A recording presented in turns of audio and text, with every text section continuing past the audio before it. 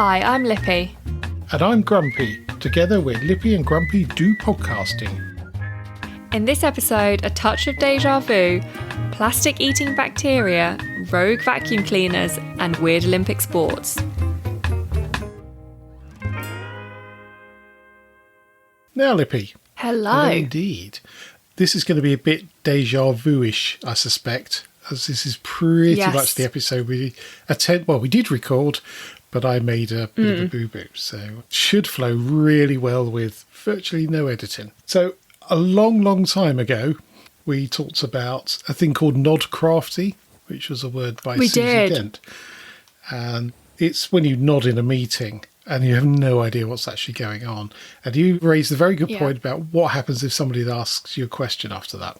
Well, I do have an answer. It's in a book called 100 Tricks to Appear Smart in Meetings, which has been a bit of a Bible for me over the last few years. And one of those on there, which is always a winner, is to ask, will it scale? So that's particularly good for computer software because that's always an important thing. But all sorts of other things that applies to, so that's always a good one.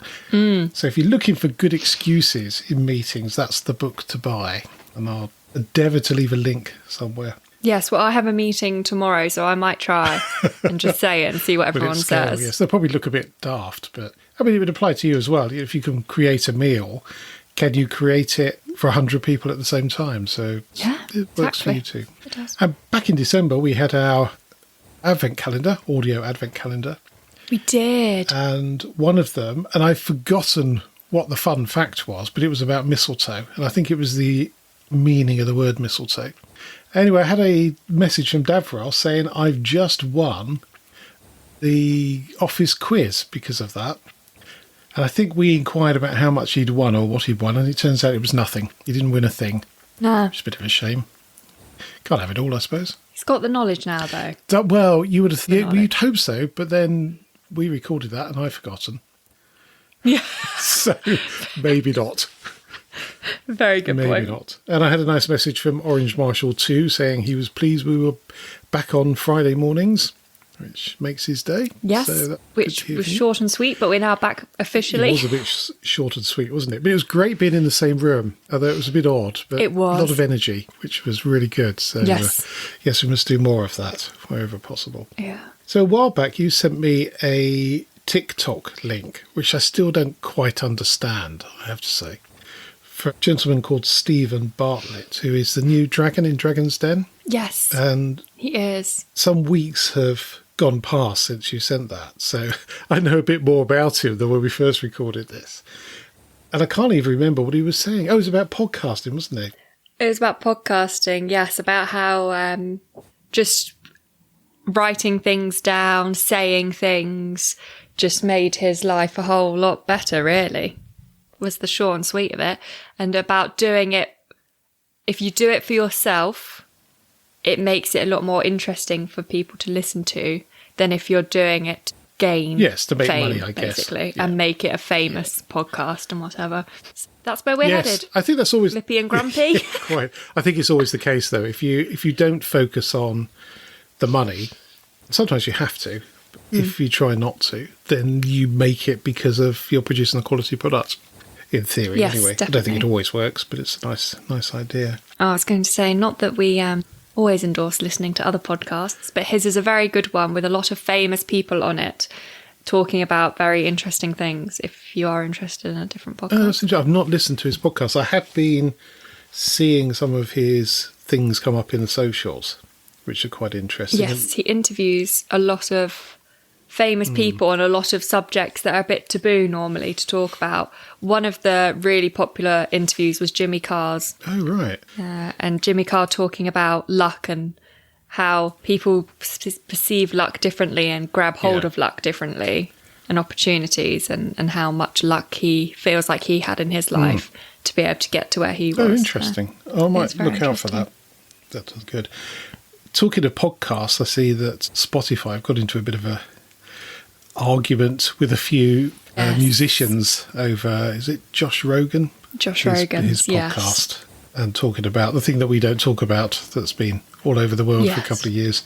So make a mental note never to talk about that. No, yes. Well, I think a few of the comments have been Spotify are never going to get rid of Josh Rogan because of how much money they make him.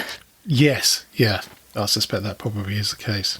Or he makes them, sorry. Yes, that way round. He makes very him. good. He makes them, yes. Yes. But going back to Stephen Bartlett, I was interested to see one of his little video clips on the, or short rather than little, on the socials.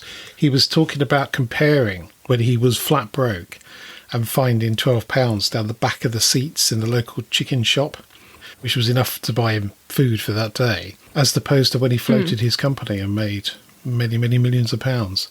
Yeah. He was talking about being satisfied, and he was satisfied at finding £12, but not quite at all the money he made from floating his company. So it's interesting. Yeah, you won't know who she is, but had Molly May on his podcast, and she was saying she did Love Island. She's now very rich. She's the creative director of a clothing brand.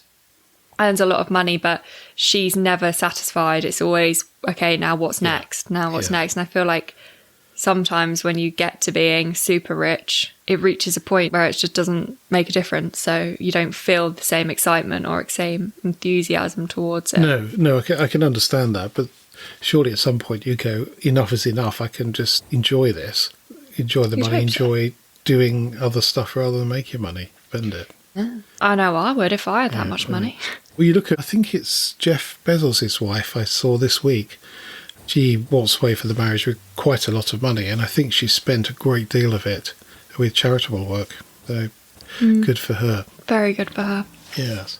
So other things that have arisen was plastic eating bacteria. And since we first looked at this, I have found some other articles as well, where they're looking at how to get rid of plastic without breaking down over, centuries, I suppose. And somebody has discovered this bacteria that they can put on top of plastic, and it will very, very slowly, albeit slowly, start to eat it. I don't know what happens to it, though, after it's been eaten. No. The article doesn't go into that. What happens to the bacteria? Well, presumably the bacteria poops it out, but is it pooping out plastic, or is it converting it back into I'd assume so. Dinosaurs or whatever the plastics come from? Well, on the basis that oils come from dinosaurs. Does it poop out tiny dinosaurs? Don't know. Or does it then... Does the bacteria then get bigger and turn into a plastic monster? Who knows? Maybe it becomes part of a Kinder Egg toy. Oh. No. So we'll keep an eye on that subject, because it is very interesting how science can provide a fix for... An effective way to get rid of plastic. Yes, because there's clearly too much wastage. So we'll maybe go back to recyclable glass bottles. Who knows?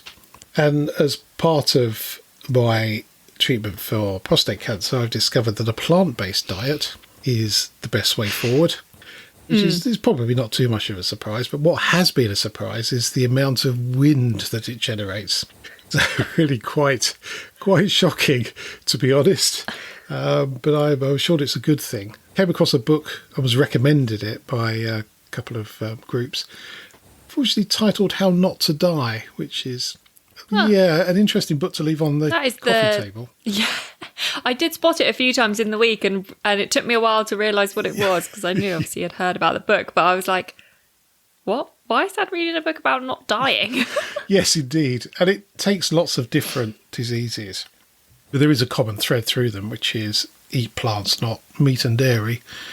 Particularly for me, green vegetables, so Brussels and cabbage, which I don't get on with very well, but kale, we had this, all the things that make you gassy. Well, it just makes me uncomfortable, to be honest. So sort of not cabbage, but kale is okay. Broccoli's good, so all those green things. So we're about 3 or 4 weeks in now, I think, and I'm not missing meat. I'm missing cheese, I have to say. Cheese would be the hardest. And I'm slightly dubious. We've got some vegan cheese, which is okay if you don't think of it as a like for like. But it is quite heavily processed, which I think doesn't make it any better in some respects than the milk version. But there is something about dairy products and meat that affect the cancer-killing enzymes in blood. That's the theory. Anyway, so I shall try it for a year, see what's to happen. I'm still eating fish, though, because I think that's okay. And then go back to cheese. Well, who knows? Who knows? But Have you had tofu? Lots of tofu? I haven't had tofu for a very, very long time. And again, I worry about how processed it is. I really enjoy a bit of tofu. I've had it in things as sort of a bulk or in vegetarian sausages or something like that, but not. And I believe it takes flavours a little bit like mushrooms will take flavour from somewhere else. Yes. So it's a good. I make a very good tofu lasca. Tofu lasca? Like a baked lasca? Yeah. No, it's a curry, but it's more like, it's not a soup, but it's like a thick sauce with noodles, mushrooms, peppers. Oh, that sounds nice. And then you fry the tofu off, and then you have that on top. So it's crunchy bits of tofu. Okay. Oh, well, I'm happy to give that a go. I'll make it for you sometime. It's delicious. That sounds good. And vegan, because it's coconut milk, yes. not cream, to thicken it up. Yeah, so I've been using oaty milk, which I think when we had DJ Finn on, almost a year ago now, or just over a year ago. God, yeah. He was talking about Oatly milk being their favourite, and that's fine. It doesn't turn the tea quite as white as dairy milk, but apart from that, don't notice the difference now. Do you not? Because I can. In tea, I don't like oat milk, but in coffee, I love an oat milk. I think it's like giving up sugar in tea and coffee. It tastes horrible for a while, and then eventually you just don't notice it. I suspect the same thing has happened. Now, talking about eating, we had reports in Private Eye and subsequently in other publications and websites too of a gentleman called Mr. Kang in China, and he's been banned from the Handadi all-you-can-eat seafood BBQ Buffet in Shanghai City. And I hadn't realised this, but there seems to be a trend of influencers, which is a word I'm not very keen on at the best of times, who would go to all-you-can-eat restaurants and then live stream them eating a vast amount of food, which is just... who wants to watch that? Well, who wants to watch it? But what a grotesque thing to do, quite frankly. But well, yeah, I guess it's like that man versus food challenges. I find those so interesting, actually. I just find them a bit... Now I think about it. Just a bit not right. But anyway, so he's been banned because every time he comes in here, this is the owner speaking, I lose several hundred yuan, which is about 25-30 quid.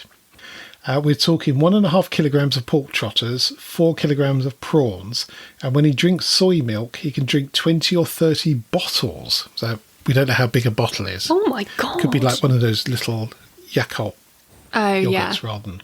Like the yogurty ones, Bless him. So when he eats pork trotters, he consumes a whole tray of them, and where most people use tongs to pick up prawns, he just takes the entire tray away and eats them all. He is banned, and what's more, I am banning all live streamers from my restaurant. Good for you, is what I would say. Ah. Do you not want to live stream when we go to the all-you-can-eat in France? Well, there is that. I'm not doing that. Definitely not doing that. No, that is a very good all-you-can-eat restaurant and very popular as well. One of the best. Yeah. And Mr. Kang says, I do not waste any of the food. Every scrap is eaten. They should not advertise them. And that's the whole point of an all-you-can-eat, isn't it? Well, yeah, but I think early on people were just taking too much and then not eating it, which is very wrong. Yeah. So, he can eat it. So if you've got an all-you-can-eat restaurant, then you're going to get people like this. Interestingly, the Chinese government has recently been cracking down on food influencers who live stream themselves eating large quantities of food in restaurants. And the president's calling on... Is that because it's unhealthy? Well, the president's calling on people to fight against food waste amid concerns over food shortages. So it's trying to stop gluttony, basically, I guess. Yeah. But so that was in Private Eye in the Funny Old World column, which is one of my favourites, compiled by a chap called Victor Lewis Smith, who's been writing in Private Eye as long as I can remember. So that's well over 40 years. Now, another thing that's moved on a bit since we first talked about this 3 weeks ago is The Apprentice. It has. I'm up to date, though. I made sure of it. I thought the fish one last week was actually quite a good task. I'm not sure it was particularly well executed, but it was quite an interesting task. Not from one of the teams. The team, I've forgotten what they're called. The team that did the sole, the Dover sole, and pike. Was it pike? No, it's pollock. The pollock. They did really well. I was very impressed. And it was that girl again, the blonde girl. She's very good. And I feel like she knows. I think she's probably the only one that's watched it before and she knows how to play The Apprentice. Well, this is what we said 2 weeks ago, isn't it? Is why don't people watch it and see what you need to win? So the first week was, I think that was the cruises, wasn't it? So branding a new cruise liner. It was, and they had to produce that logo and a short socials video and then a TV video. And the team that lost, none of it joined up.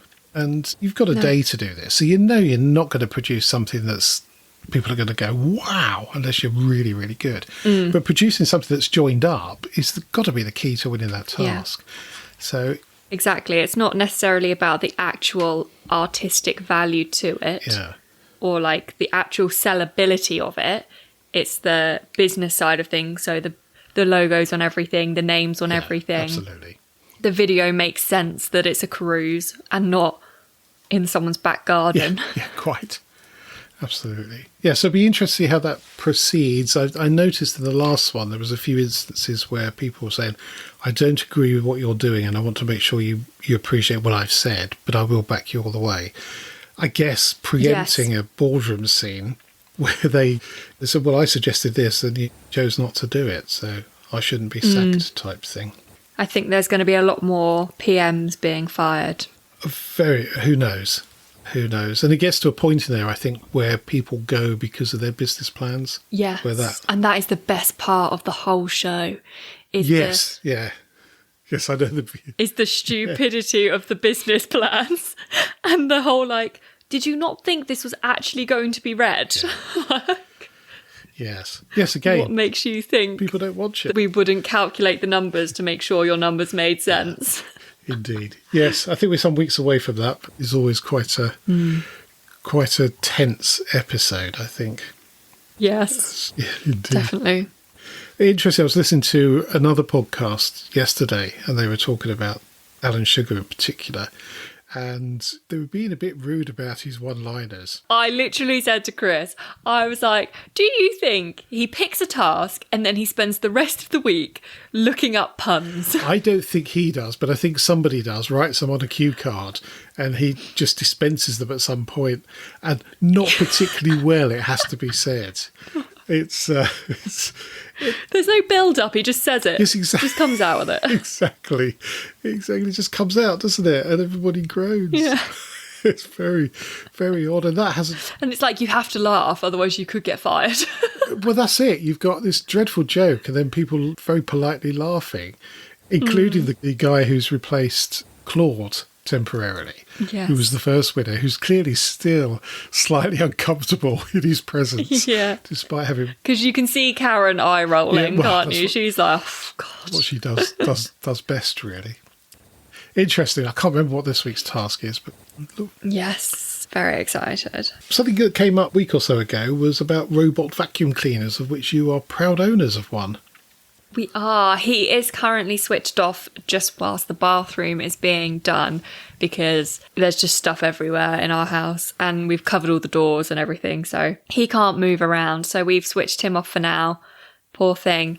But we do have one, yes. So a couple of things that's been in the press. So the first one was one had actually escaped from a travel lodge. So had gone to the doors, obviously the automatic opening doors. Made a run. Yeah, just done a runner, just carried on into the car park and had to be rescued. And another one where the homeowner had left a pot of paint on the edge of the kitchen. It ran into the paint, knocked it over, and then continued to vacuum, spreading the black paint all over. Quite a nice sort of zigzaggy pattern across the kitchen. So they came home to find utter carnage. Oh my God. Thank God we've turned it off then, because I feel like that would have happened to us. Well, I would have thought, though, that it would detect that there was something in the way and go around it. Yeah, so ours has these little things that go... Yeah.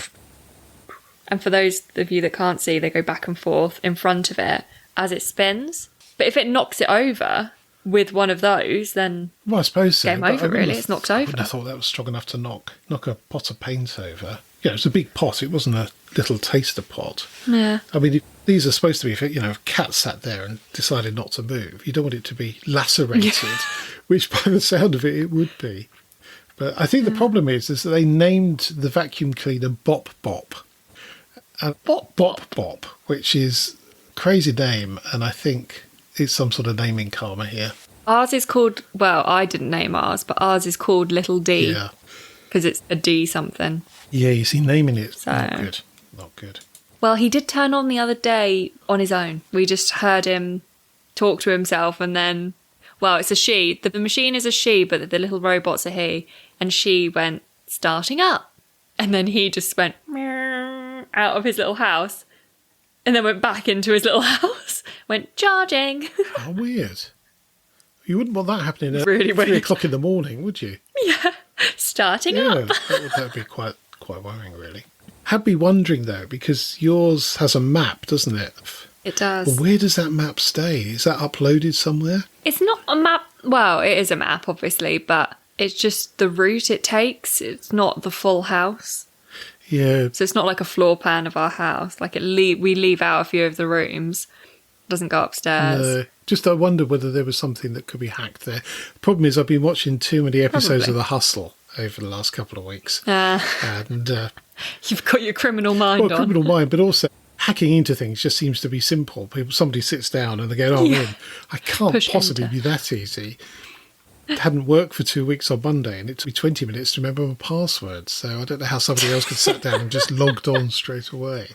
So, yes, it was sort of mindful of that, whether you could have some robot vacuum cleaner going around a jewellery shop or something like that and then... Just sucking up all the bits Well, of... no, just plotting the route. And if you had a little camera on there as well, it could have a look at the CCTV cameras and then you'd hack into that and then... I think they may notice a little Hoover going around the they shop, might do. though. They might do. But if they have one, you can hack into it. But I think this is probably all just thinking on my part. Probably, maybe a bit exaggerated. Almost certainly. Anyway, regular listeners will know that House of Games is one of our favourite quiz programmes in Grumpy Towers. And 3 weeks ago now, there was a question about... They had 3 sports, I think it was, or 4 sports, and which one was in the Olympics. And one of the options was motorboating, which sat on the sofa. We instantly dismissed as being a nonsense thing, and there's no way Yes, it could have been on. I would have as well. However, it turns out that was the answer. So the early 1900s seemed to be some sort of bonanza for weird things with the Olympics. So 1908 in London, they had motorboating, and the boats attempted to complete a 40-mile, 5-lap course around Southampton Water. And very few of the spectators could actually see what was going on, and high winds forced the cancellation of 6 of the 9 races. So the whole endeavour just collapsed completely. I think the driver was that we could win it, so they added the sport somehow. And I don't know. Is it, people talk about the modern Olympics, so I suspect probably the pre-modern Olympics, then the host country could just add whatever they fancied. Yeah. I have no evidence to back Whatever that up. sport they felt they wanted. Because 8 years earlier in Paris, they had underwater swimming. And I also believe they had live pigeon shooting and cricket as Olympic sports. Oh my God. That's a lot. Yeah, that was the only year they had them. Is that like what you do as a kid when you're on holiday and you see how far you can go without breathing? Pretty much. Is that what underwater swimming is? Pretty much. So the underwater swimming competition was a 60-metre course in the River Seine, with competitors awarded points for both distance swum and time spent underwater. So it was exactly that. How far and how long could you stay underwater for? Which is... I would have been rubbish. It's just crazy, isn't it? Yeah, I would have been rubbish as well. I can't hold my breath at the time, really.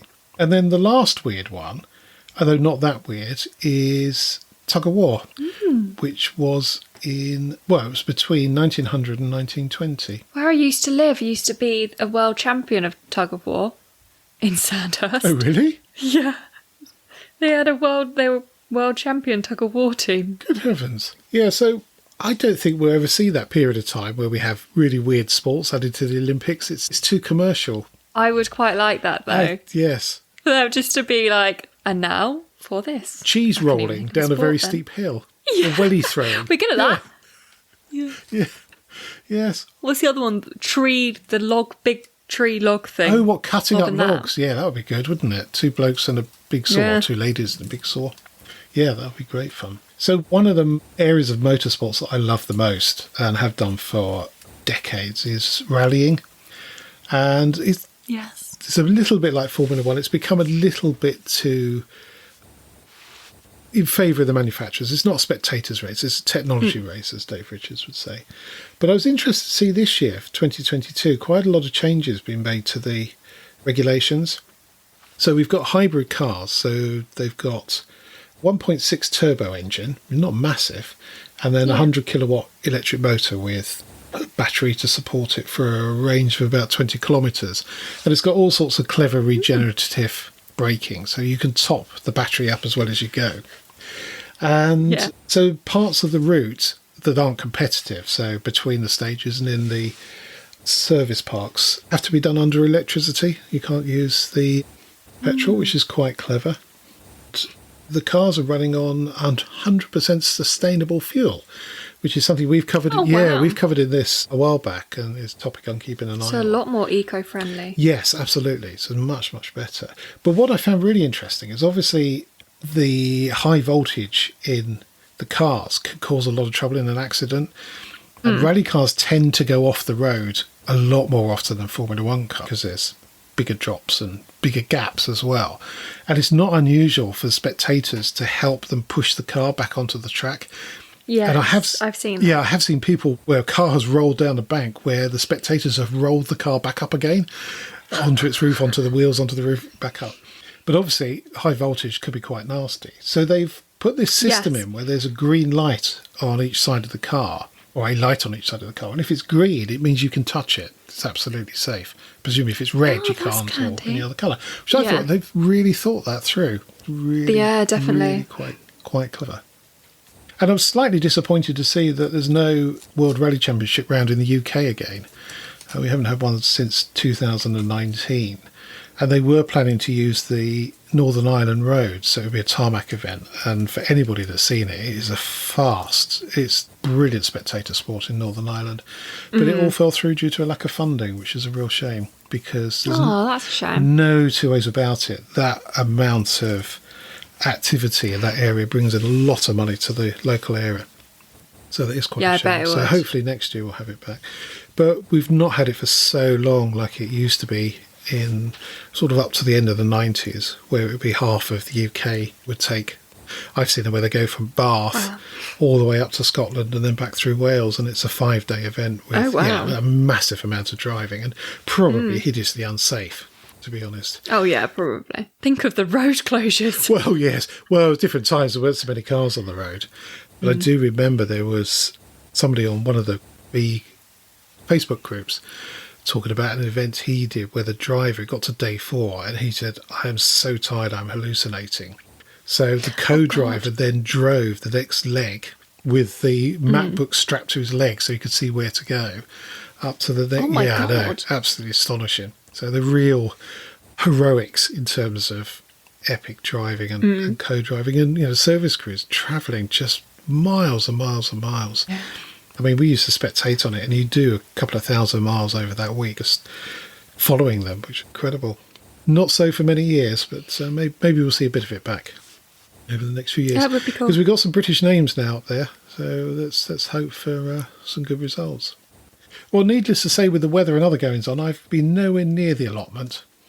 So I hate to think how big the weeds are. So maybe this weekend, if it's not pouring with rain. We've had a lot of rain as well, which doesn't help. And a lot of wind. Well, I've had a lot of wind personally, but there has been a lot of wind outside as well. And there's been a lot of external wind. A lot of external wind. You've been having major building works with your bathroom. We have, yes. Very exciting, to be honest. I went away and it was a bedroom, and I've come back and it's kind of a bathroom. So I stayed with you last week, obviously. Well, you had to out of house and home for 4 days. I did. That was lovely, to be honest. Like, normally I cook all my meals, came in, Mum cooked, sat down, got served. It was great. Loved it. I don't know why I ever left.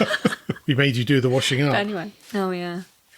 Only sometimes, though, not very frequently. No. I have to do it every day now. Yes, that's very true. So when's the ETA for completion? Well, it was meant to take 3 weeks. We are now 2 days behind schedule because the Tyler got caught up at another job.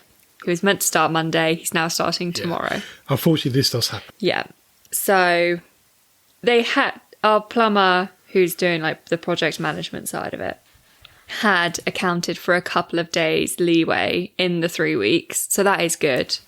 And they are starting at 7:30 tomorrow to try and gain back some of that time, which is helpful. Well, it is and isn't, because now I have to be up and ready to go to work at 7:30. Yes, that's very true. Yes, but our bath is in. Good. Our shower floor is in. We just need it to be tiled. Brilliant. And then finished off. Yeah, I mean, for the photos I've seen, it's a really good space. And when we were looking at houses, the size of the bathroom was very important, because we wanted one where, you weren't cramped if you were trying to bath children. So as a family bathroom, having a big size is a real plus. And a separate shower and bath is just brilliant.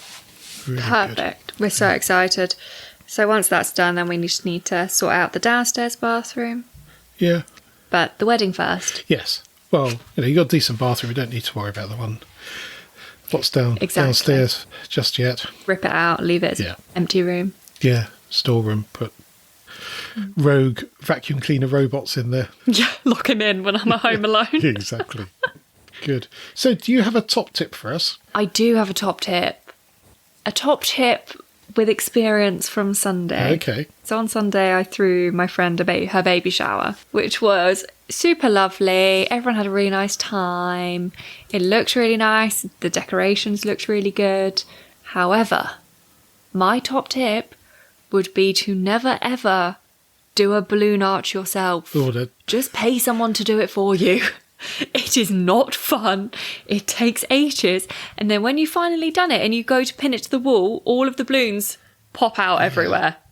Yeah, that does one of those things that's very easy. Actually, isn't it? And it is, in theory. It was really easy up to the point where I had to put it on the wall. Yeah. And then I realised I hadn't left enough gaps to then stick it to the wall. Yes. And then I got to a point where I was like, I might just take all these balloons out and individually stick them to the wall. But that would have taken way too long. So just pay someone to do it. Yes, best thing to do. It is a bit more expensive, but it's definitely worth it. It took us an hour. Yeah. Yeah. Absolutely. Good tip, that one. Unusually.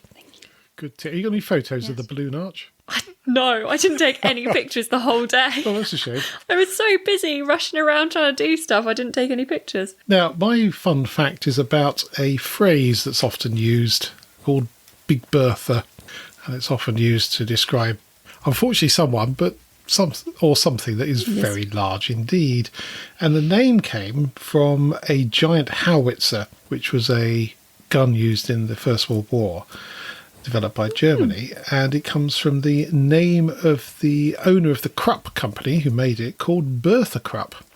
So Big Bertha was the name of the gun they used. Do we think she liked that? Do we think what? She liked it. Did she like it? Oh, that's a good question. Yeah. Who knows? But the thing is, I would be kind of offended. Well, no, you'd be offended if somebody called you Big Bertha now because of the link to the gun, but at the time, because of the connotations, maybe she produced a smaller gun they called Little Bertha. It was an honour. And a bigger gun called Big Bertha. The fact it was named after the owner was the only connection there. But the phrase has been munged as we go down the years. Yeah, it has a bit. That's it for this podcast. Thank you so much for listening.